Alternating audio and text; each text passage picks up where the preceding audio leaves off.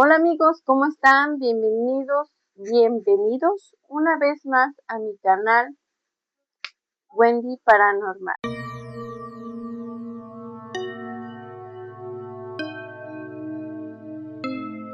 Sé que he estado muy inactiva en el canal, en subir los videos y todo eso, pero me había sentido muy mal. Ya saben, cosas de la vida, cosas de adulto, pero pues ya. Les prometo que me voy a poner las pilas a esos 36 suscriptores que confían en mí. Les prometo que ya me voy a poner las pilas. Entonces vamos a hablar de 5 casos que ocurrieron en México. Sabemos que México es un lugar lleno de cultura y tradiciones, biodiversidad, pero también está lleno de cosas ocultas, misterio y complicidad. Acompáñenme a descubrir estos 5 hechos que ocurrieron en México y nunca jamás en la vida han sido resueltos. Nos han dejado satisfechos. Como número 1, en todas las familias sabemos que siempre existen secretos, cosas que no se le cuenta a cualquier familiar. Secretos entre primos y tíos, o mamás y abuela, o entre hermanos. Siempre hay un cómplice en la familia. Siempre hay alguien que nos guarda el secreto, que nos hace el paro. Esto nos lleva al caso de Paulette Guevara Faray, que sin duda alguna este fue un caso muy mediático en ese año que sucedió en ese momento. Ocupaba mucho los focos de los noticieros, casi como si fuera la muerte de algún famoso o, o un hecho. Bueno, claro, fue un hecho muy trágico. Yo no digo que no, pero fue muy extraña la manera en que los noticieros abordaron este hecho, lo que le pasó, ¿no? Era mucha la intensidad de todos los días, de por qué. Muchas personas decían que era una cortina de humo del gobierno. La verdad, eso sí, no lo sé, no tengo idea. Pero recuerdo que sí fue muy mediático. Bueno, Paulette Guevara Faray, de apodo Paulette. Este caso está lleno de misterio. La desaparición y fallecimiento sospechoso de esta pequeña niña, Paulette, nació el 20 de julio del 2005 en el Estado de México, siendo la hija menor de Lisette Faray y Mauricio Guevara, hermana de Lisette Guevara Faray.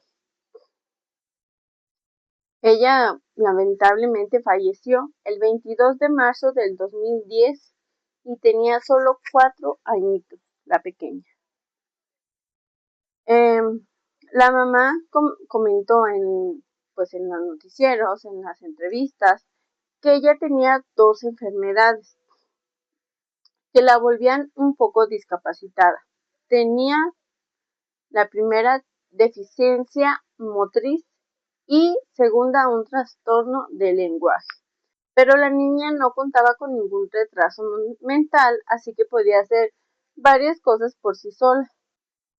A los 4 años comenzó su educación preescolar en el Jardín de Niños Cri-Cri, ubicado en Interlomas. Este era un jardín, pues, de gente bien, diría.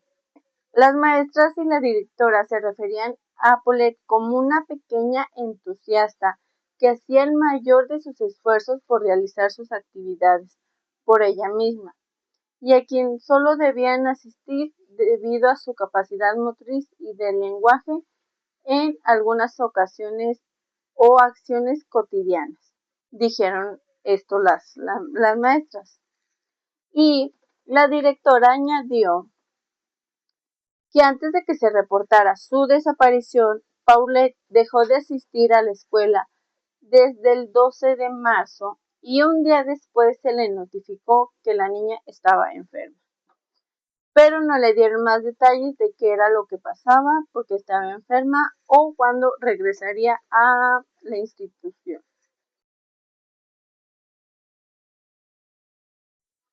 Desaparición.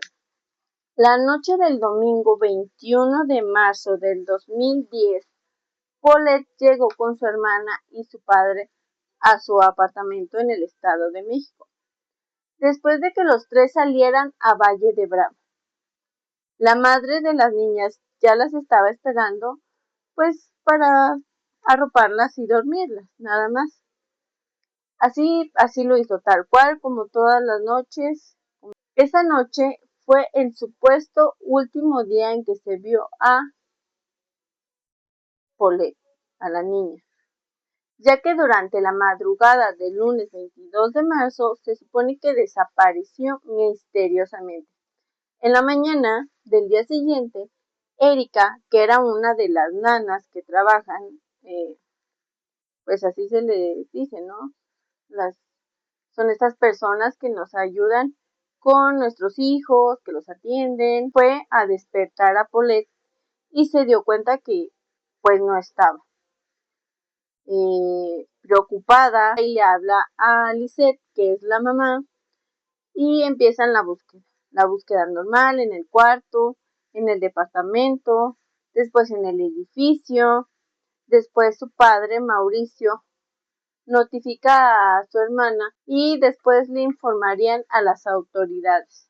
Hay que notificar, no sé qué era, señor, pero llega la noticia muy pronto al alcalde, lo notifica al fiscal general del Estado de México y se hace pues la investigación y el boletín de desaparecer. Su familia obviamente buscó por todo el departamento y el edificio, pero Paulette nunca apareció. No hubo señales que dieran indicios de un robo, de un secuestro. Las chapas de las puertas estaban bien, las ventanas estaban bien, todo estaba intacto, todos los accesos de entrada y salida estaban asegurados. Era una residencia, ellos vivían en una residencia.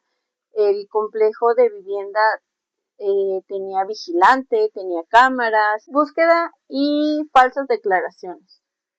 Por la tarde, la Procuraduría General de Justicia del Estado difundió el cartel con una foto de Paulette y algunos datos sobre ella. La tía de Paulette, Arlette Farah, envió correos y subió la foto de la niña a redes sociales, donde las noticias se difundieron así, veloz, con velocidad instantánea.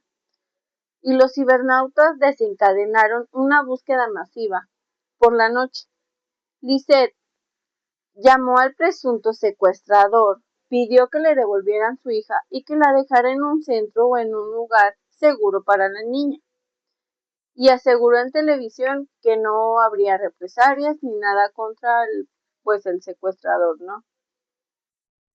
En ese video se ve a Lisette que no llora, que no está triste, que no está, o sea, no se ve un aspecto que tendría cualquier madre, diríamos, ¿no?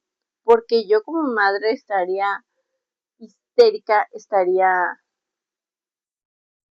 loca por encontrar a mi hijo. O sea, ni siquiera, yo creo que ni siquiera podría dar una entrevista, sentarme aquí frente a la cámara y hola, sí, mi hijo se perdió. O sea, no, yo no me creo capaz de hacer eso.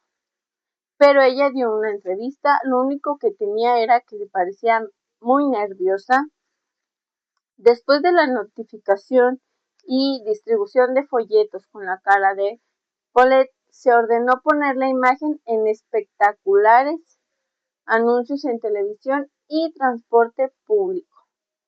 O sea, como les digo, esta desaparición fue masiva. Anuncios de información, su desaparición, todo, yo creo que todo México lo supo, todo México lo vio, en algún lado vio esa foto tan linda de Paulette. Ahorita se las voy a poner, que a mí me causa tanta ternura.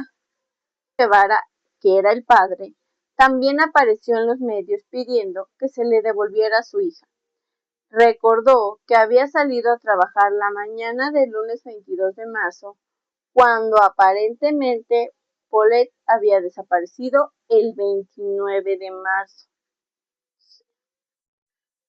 La Procuraduría General de Justicia comunicó que arraigaría a Mauricio Guevara, a Lisette Faray y a las hermanas Erika y Marta, que eran las niñeras o las nanas de Paulette, por falsedades e inconsistencias en las declaraciones. El abogado mencionó: cada uno de ellos, en un momento dado, ha falseado su declaración, lo cual nos ha dificultado conocer la verdad de los hechos y esclarecer esta línea de investigación, descubrimiento de su cuerpo y autopsia. En la madrugada del 31 de marzo, el cuerpo de Paulette fue encontrado en su propia habitación, donde anteriormente los expertos habían entrado con perros entrenados a buscar a Paulette. Y además su madre había dado varias entrevistas. Aparte de esto, de que la buscaron ahí mamá, papá, nanas, hermanas, tías, los perros, la policía, los investigadores, los vigilantes. Aparte de estos, todas estas personas que investigaron este cuarto, una persona durmió ahí, que fue Amanda de la Rosa, quien era amiga de la mamá. Durmió durante 4 noches en esa cama. 4 noches, güey. O sea, yo miro mi cuarto y aquí hay en dónde se esconda mi hijo, pero no para tanto, no para eso. Un montón de gente estuvieron en una entrevista. Ese cuarto estuvo en la tele, en vivo. Yo creo que hasta en vivo fue. ¿Cómo? Por Dios. Y luego la persona, esta Amanda, que durmió 4 noches en esa cama, ¿no la destendiste? ¿No la tendiste? ¿No la acomodaste? ¿No te moviste? O sea, ok, esta tipa durmió ahí 4 noches en esa cama. Por esto fue considerada como la sospechosa como primer sospechosa para posteriormente ser detenida. Pero no arrestaron a ninguno, no hubo ningún cargo judicial ni nada. Solamente la razón fue que la niña había muerto debido a un accidente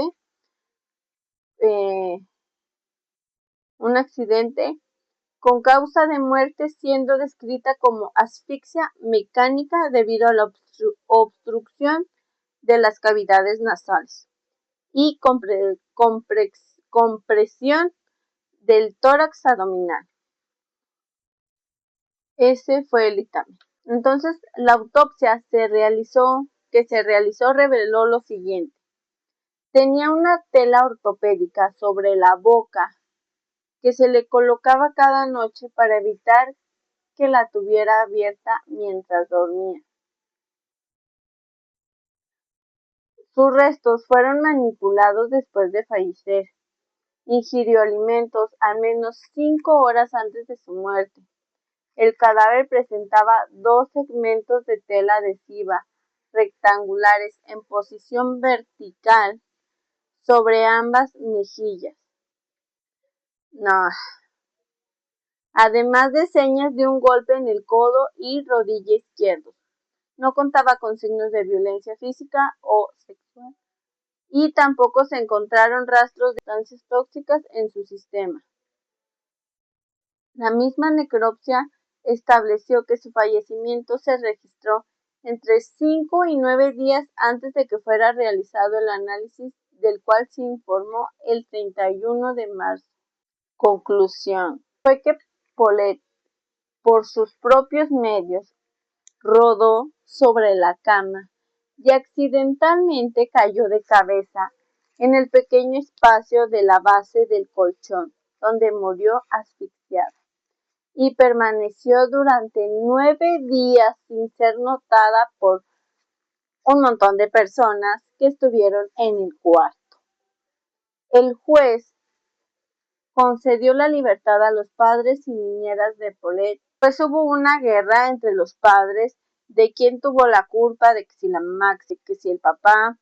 Lisette aseguraba que su marido la culpó de la muerte de Paulette y Mauricio decía que su fallecimiento no podía haber sido un accidente y que no iba a meter las manos al fuego por su propia esposa. O sea, este caso en especial a lo mejor no es de terror ni nada. Dices, ¿qué onda? ¿Qué rollo? Aquí mi hijo no se me va a perder en mi casa y mucho menos se va y yo no me voy a dar cuenta en dónde está, porque ese cuarto tuvo que haber sido limpiado, hubo forenses o no sé, ahí que movieron, investigaron. ¿Cómo no se dieron cuenta?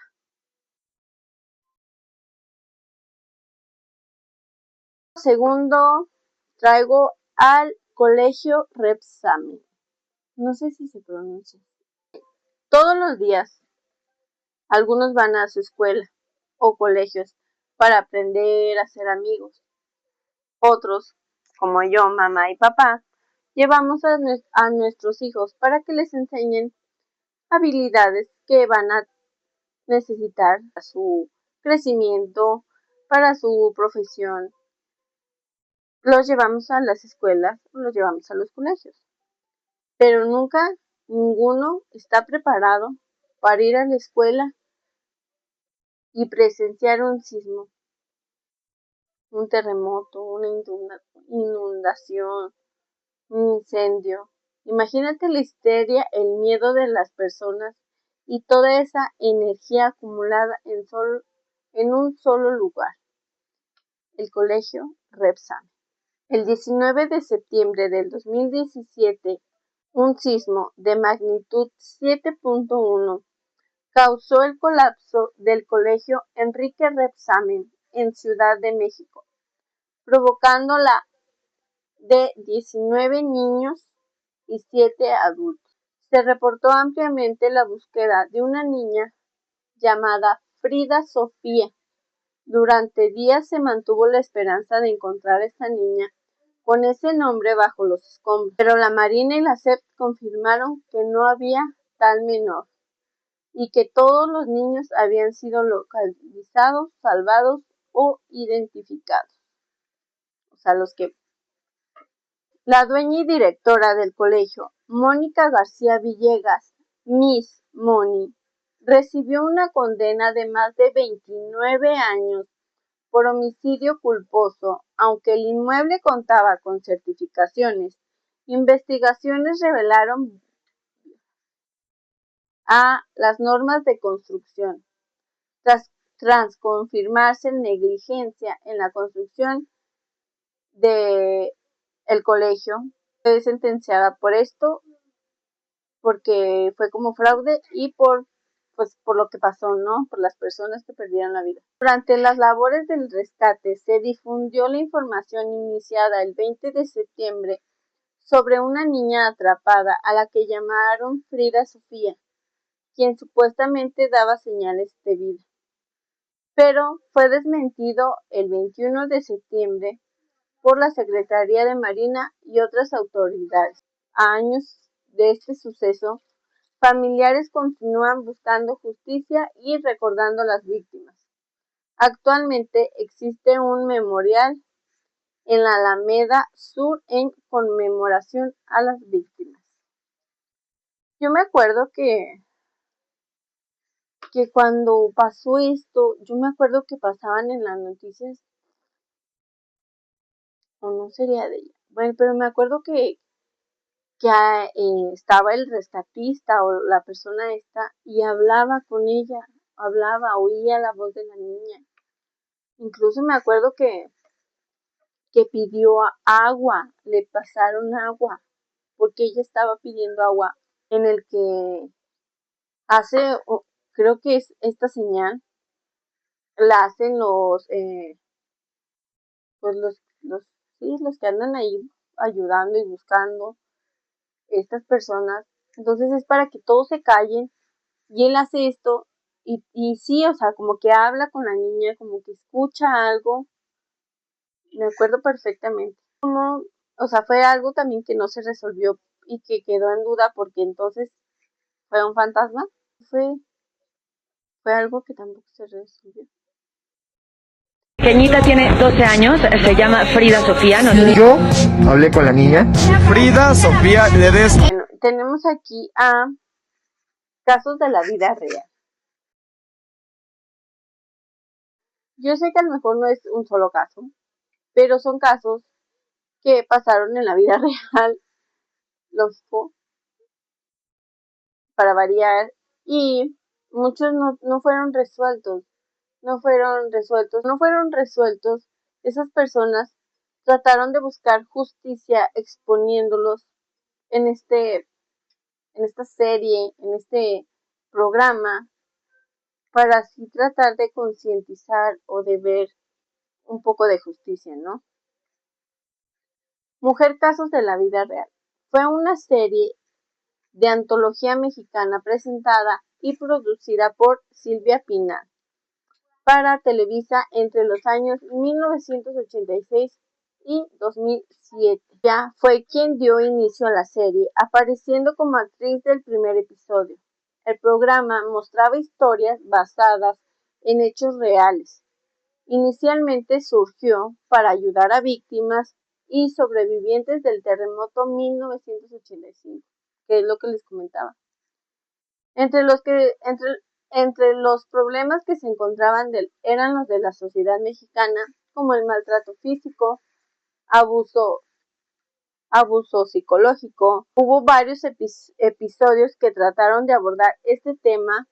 También otros trataron de abordar el tema de salud mental, incluyendo depresión, ansiedad y trastornos psicológicos. Televidentes con ayuda social y pues cree que cuenta con un registro de 1520 capítulos. Tenía unos capítulos muy perturbadores, o sea, a lo mejor sí eran cosas que pasaban, pero en esos años todo era no pasa nada, eres mujer, aguántate, eres hombre, aguántate, no digas nada, cállate. Entonces, a lo mejor eran muy impactantes en ese momento. Aquí tengo unos, ¿verdad? Como primero tengo La confesión del carnicero, que se trataba de dramatismo e incesto.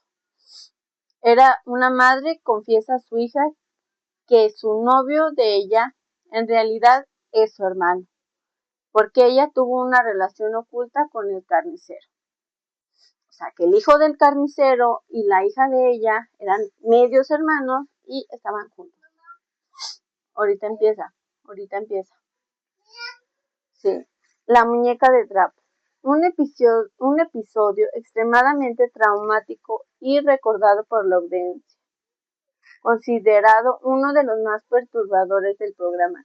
Este sí estaba también feísimo. El pecador, violencia y abuso. Un episodio que abordó temas de abuso y violencia en Durango. Un ángel sin luz. Es un controversial episodio que narra el secuestro de un niño que es devuelto a su hogar tras extraerle las córneas, o sea, sus ojitos, quedando ciego en el acto. Como compensación, la madre obtiene una remuneración económica y el niño un globo rojo. Aquí la mamá no sabía, el señor se lleva al niño diciéndole que le va a dar un globo rojo. Entonces por eso el niño se va, el niño. Tenemos a Paco Stanley. Esta persona fue asesinada el 7 de junio de 1990 al salir del restaurante El Charco de las Ranas. en Avenida Periférico Sur, Ciudad de México. Recibió múltiples disparos en su vehículo.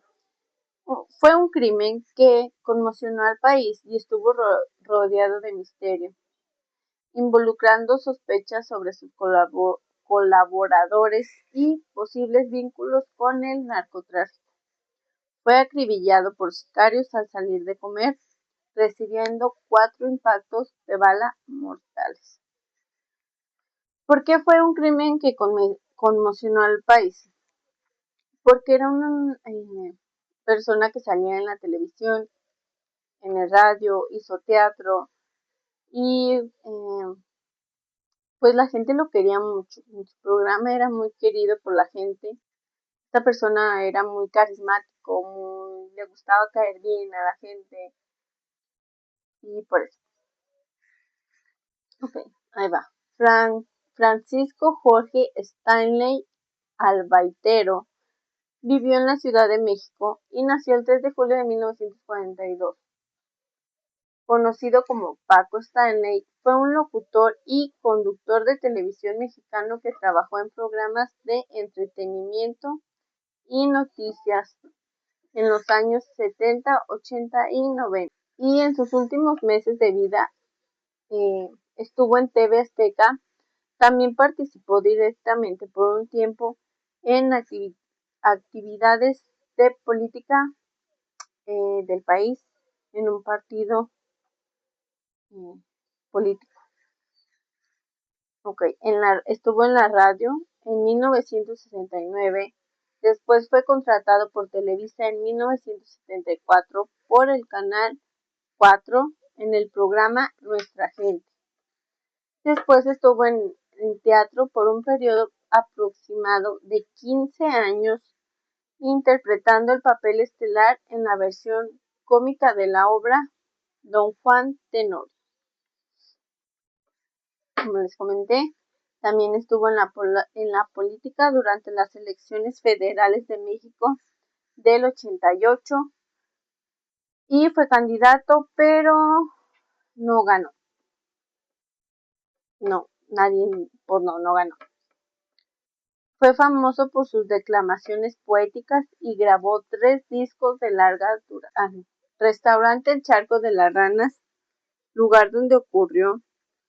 A las 12 del mediodía del lunes 7 de junio de 1999, Paco fue asesinado en la Ciudad de México afuera del restaurante, poco después de haber terminado la transmisión de su edición matutina de Una tras otra en TV Azteca. Se encontraba desayunando en el restaurante con sus compañeros Mario Besares, Jorge Gil, su chofer, Jorge García Escandón y algunos de sus escoltas. Según testigos, Besares recibió una llamada telefónica, la cual contestó alejándose de Stanley y de Gil. Después de esto se fue al baño, alegando que los alimentos que consumió pues no le cayeron bien y tenía que ir al baño. Stanley y el resto se retiraron y esperaban en un vehículo a Besares afuera ya del restaurante. En ese momento fueron sorprendidos por unos sujetos que cruzaron un puente peatonal sobre el anillo periférico. Armados, provocaron más de 20 disparos hacia su camioneta y se dieron a la fuga, causando la muerte instantánea de Stanley, de 56 años, dándole 4 tiros en el rostro e hiriendo a su compañero Jorge Gil en una pierna. Aparte de los hechos, también fue asesinado un hombre de 30 años de nombre Juan Manuel de Jesús Núñez, que era un agente de seguros quien recibió un impacto de bala perdida en la espalda. También resultó gravemente herido Pablo Hernández, que era un simple acomodador de autos del lugar. Tenía 18 años. Los 3 proyectiles que ocasionaron a Stanley su fallecimiento entraron y salieron de su cuerpo y el cuarto fue extraído de su cráneo por investigadores especiales, o sea que murió en el instante. Y pues la Procuraduría General del Distrito Federal de Justicia basó sus acusaciones en las declaraciones hechas por el entonces cocinero del narcotraficante Luis Ignacio Amezcua, presunto líder del cártel Luis Valencia, quien aseguró que Amezcua se reunió con Paola Durante. Paola Durante era unas chicas que salían en el programa para planear el asesinato de Paco, debido a deudas con los cárteles de drogas, y ella se pondría en contacto después con Mario Besares para que éste avisara cuándo y a dónde dar muerte a Paco. Durante las investigaciones también fue detenido Erasmo Pérez, alias El Cholo, cuyo físico coincidió con muchas de las caracterizaciones ofrecidas del retrato hablado del asesino. Según testigos, Valencia señaló que escuchó a Amezcua ordenarle a El Cholo que asesinara al actor, dado que le debía mucho dinero, además de que mencionó que Besares se retrasó de manera intencional en el baño del restaurante para dar tiempo a que los asesinos cumplieran con su encargo.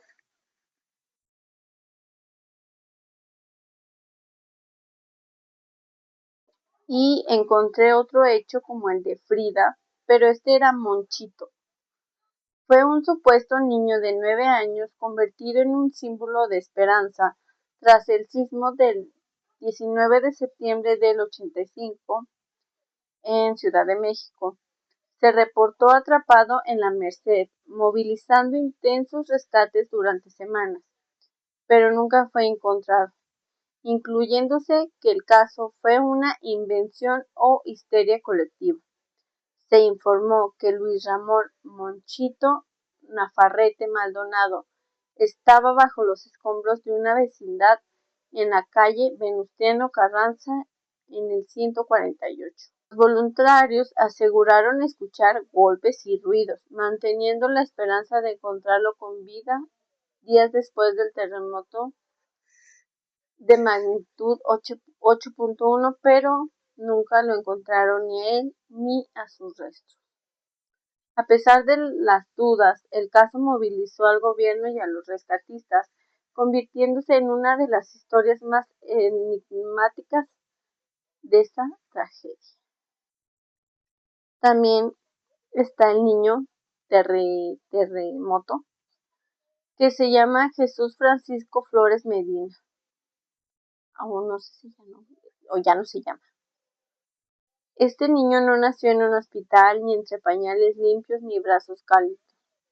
Nació entre el polvo, acero retorcido y los últimos latidos de su madre, que con las manos cubrió su vientre hasta el final. Es el sobreviviente que la Ciudad de México bautizó como el niño terremoto. Como ven, estos casos, entonces, es que no me los puedo aprender de memoria. Tengo muy mala memoria y tengo que saberlo. Pero cuéntenme cuál es su favorito, conocen otro, déjenmelo aquí en los comentarios. Es muy, muy importante, por favor.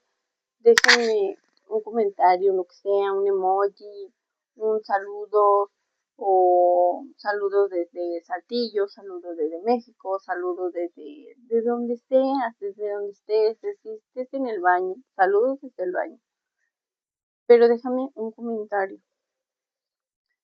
No olvides darle manita arriba y suscribirte también, es muy importante, me ayudarías muchísimo, me ayudarías un montón. Te lo agradecería un montón también. Si tienes alguna evidencia paranormal, mándamela. Si tienes alguna historia paranormal, mándamela. Yo la leo con todo el gusto del mundo. Y pues eso es todo. Nos vemos el lunes, espero. Pero bueno, eso es todo. Espero que les haya gustado y si vieron esto solo, recuerden que siempre hay algo más con nosotros. Hasta luego, chao.